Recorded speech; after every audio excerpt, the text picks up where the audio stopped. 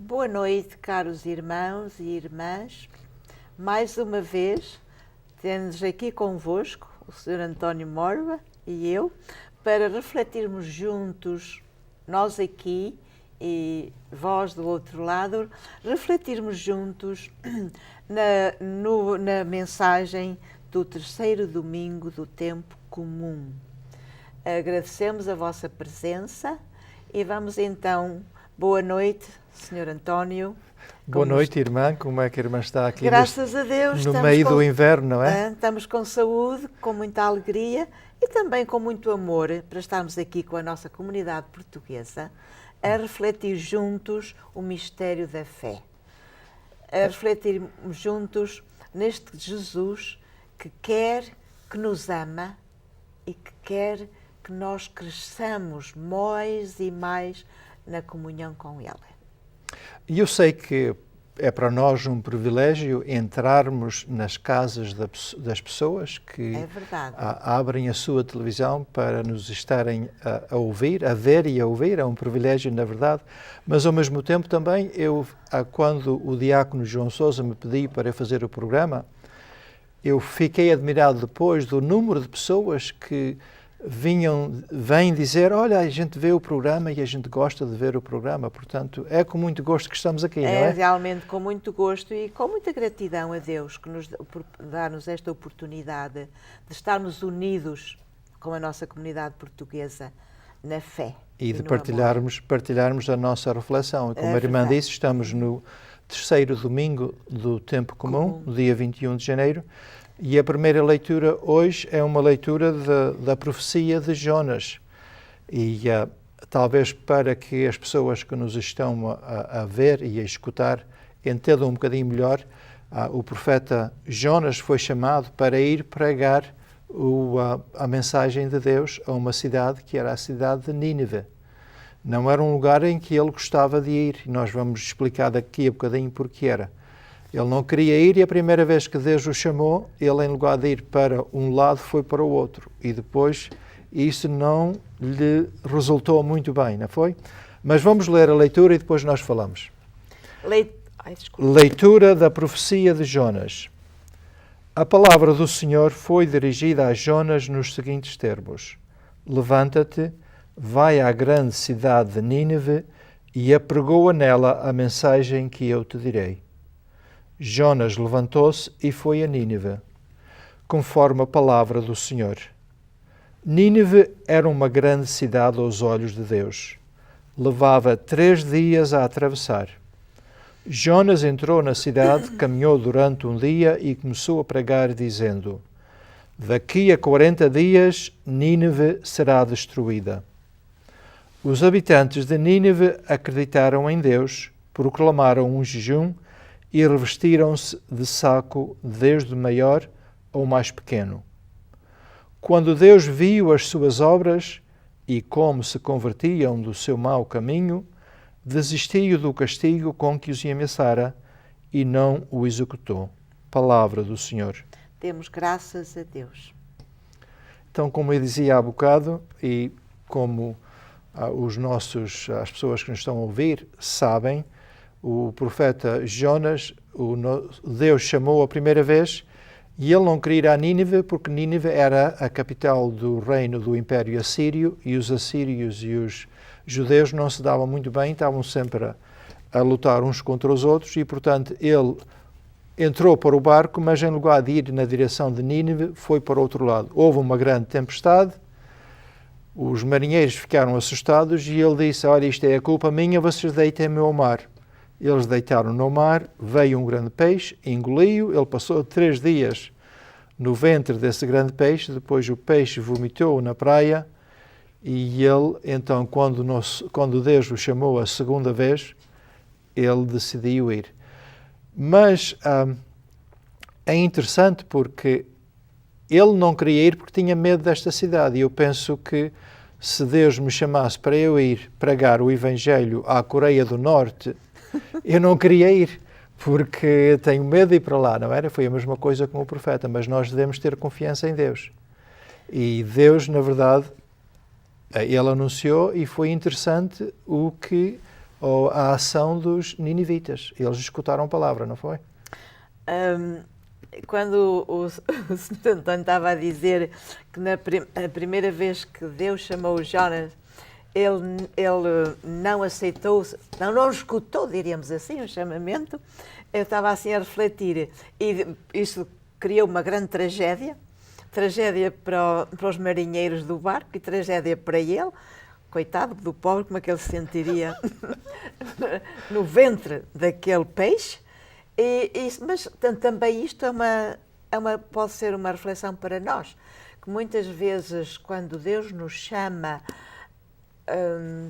sei lá, a qualquer missão, pode ser um ministro da Eucaristia, pode ser um leitor, pode ser qualquer decisão familiar, e sentimos que Deus nos impele numa certa direção e nós voltamos na outra, pensamos que é melhor a nossa opção e não estamos livres de problemas.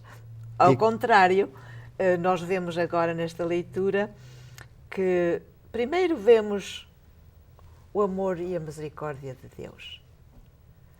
Deus toma atenção, Ele ama a todos nós.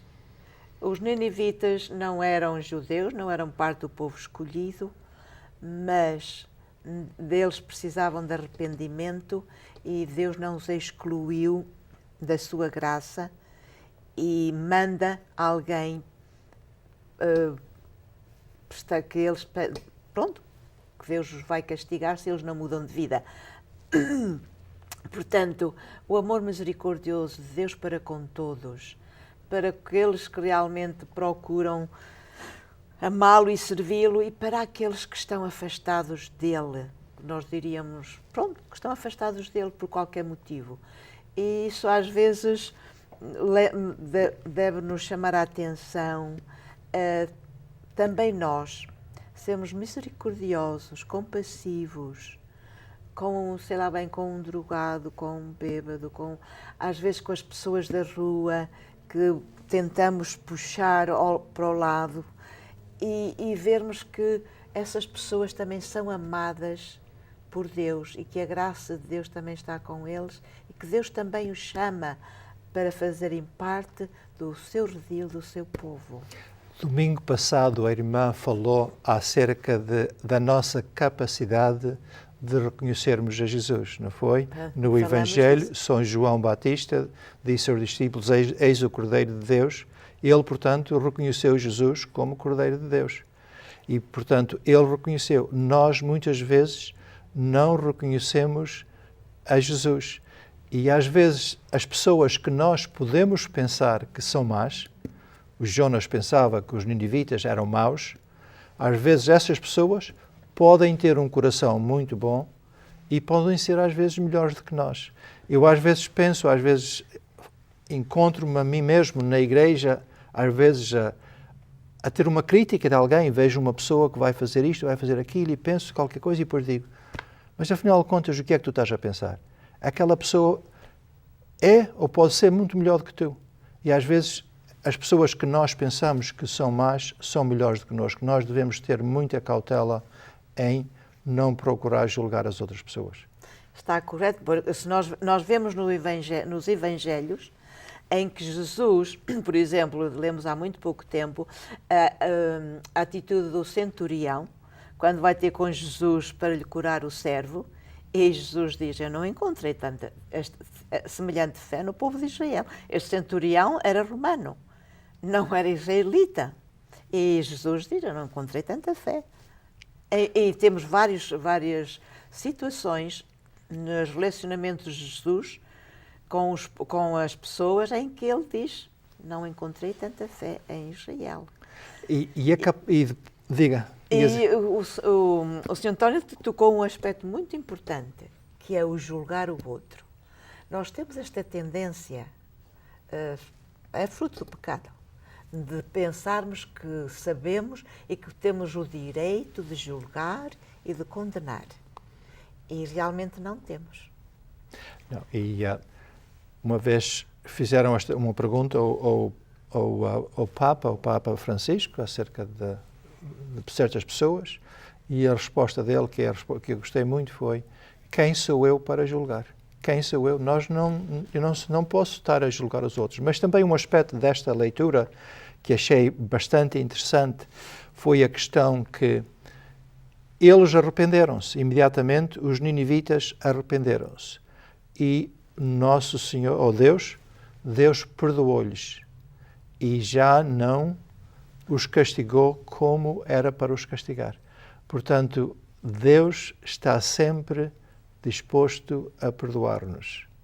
Eu estava a pensar, se nós pensarmos no segredo de Fátima, na terceira parte do segredo de Fátima, em que a Lúcia viu um anjo que estava com uma lança para castigar, e a Nossa Senhora tinha a sua mão para que isso não acontecesse, mas viram a imagem do Papa, e depois o Papa recebeu um tiro no dia 13 de maio de 1981, parece-me, mas a bala não o matou, ficou pertinho do coração, mas não o matou. E o que eu vejo nisso é a misericórdia de Deus que é capaz de perdoar, e acho que é o resultado da oração. Portanto, nós temos que rezar para que Deus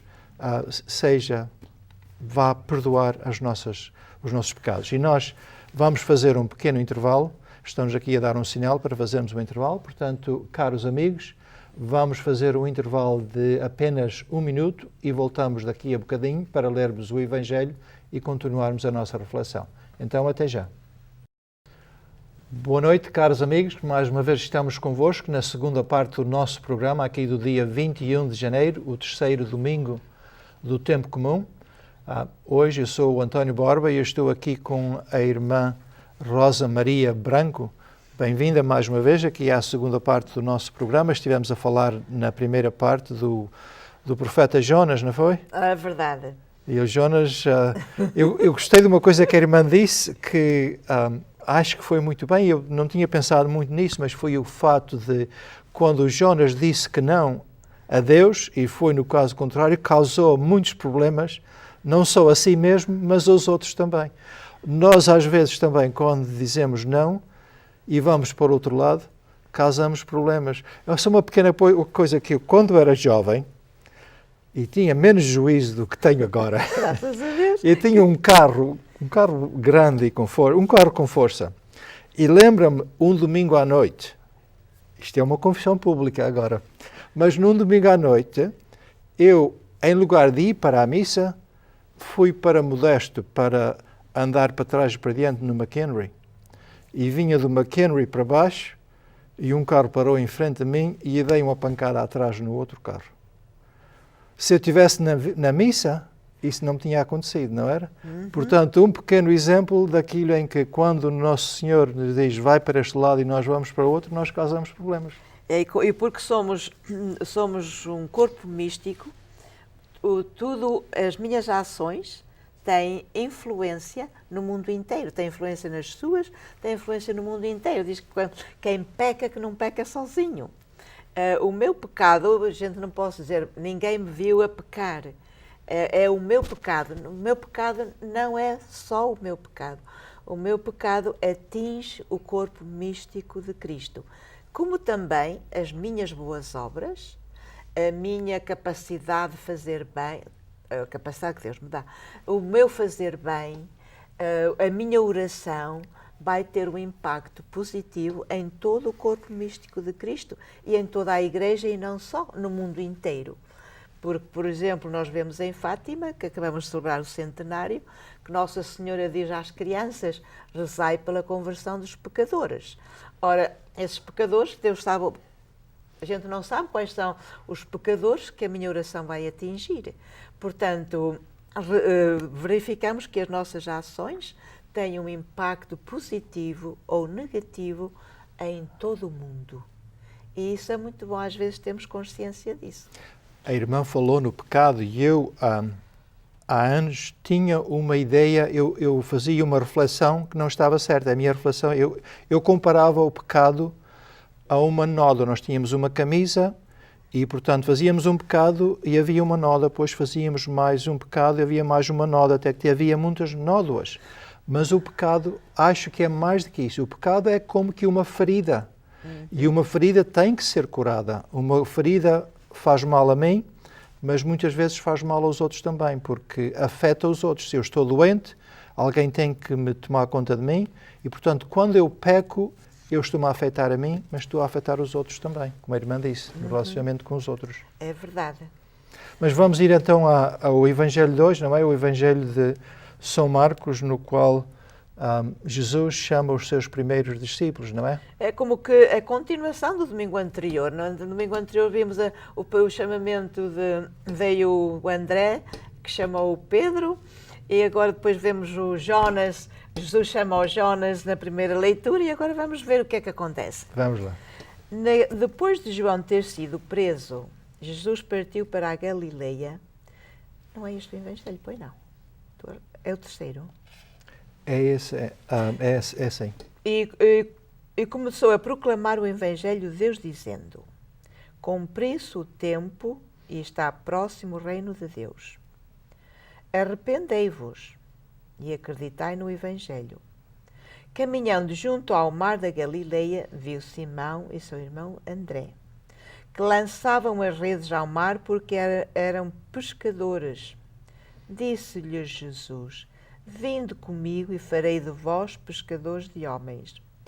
Eles deixaram logo as redes e seguiram Jesus. Um pouco mais adiante, viu Tiago, filho de Zebedeu, e seu irmão, que estavam no barco a consertar as redes, e chamou-os. Eles deixaram logo seu pai Zebedeu no barco com os assalariados e seguiram Jesus. Palavra da salvação. Glória a vós, Senhor. Aqui Diga-nos, irmã. Temos aqui mais um chamamento. Quer dizer, São Marcos dá-nos uma versão um bocadinho diferente do chamamento de André e de Pedro. Em São João diz-nos que João eram discípulos de João. João diz: eis o Cordeiro de Deus. Eles ficam encantados com aquilo, com aquele homem que é Cordeiro de Deus, e querem ficar com ele. E depois André vai dizer ao Pedro: olha, sabes uma coisa? A gente viu o Messias. E Pedro vai e segue. Em Marcos, diz-nos que Jesus viu o André e o Pedro a pescar e diz-lhe: deixai, de ora em diante sereis pescadores de homens, não pescadores de peixe. E depois chamou mais dois, que são eles o Tiago e o seu irmão João, que depois, mais tarde, devemos ter uma conversa muito interessante da mãe deles com o Jesus. Claro, se eu fosse mãe, fazia a mesma coisa.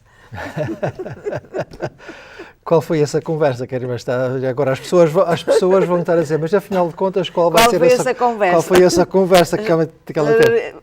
Com certeza que a mãe de João e de Tiago viram em Jesus assim aquele homem libertador, sei lá bem, vai ser um rei, toda a gente corre atrás dele. E se vou ter com Jesus, assim, olha, sabes uma coisa?